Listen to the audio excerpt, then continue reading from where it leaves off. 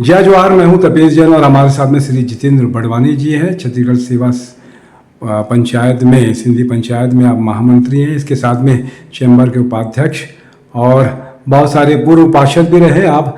अभी आदरणीय श्री श्रीचंद सुंदरानी जी का जन्मदिन 28 अप्रैल की है। क्या कुछ कहेंगे, कैसे याद करेंगे उनको?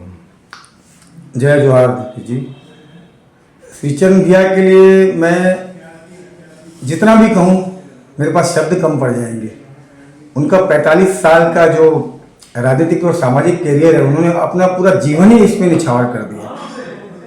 मैं समझता हूँ कि मैं तो पिछले 20 सालों से भैया से जुड़ा हूँ, शायद ही उन्होंने कभी दिन का खाना घर पे खाया होगा। सुबह निकलते हैं और रात को घर जाते हैं और दिन भर समाज सेवा, अपने राजनीतिक क्षेत्र में लोगों की सेवा करना, अपने क्षेत्र के लोगों की सेवा करना। जब वो विधायक बने उन्होंने इतना सेवा की जनता की, मैं तो उनके साथ था। उस वक्त मुझे भी सौभाग्य मिला एल्डरमैन बनने का। राखी के समय में 2-3 हज़ार साड़ियाँ बांटना, महिलाओं को प्रोत्साहन देना, अच्छे अच्छे कार्यक्रम कराना और सबसे बड़ी बात है हर जगह पहुंचना। देखिए ये बहुत बड़ी चीज़ होती है।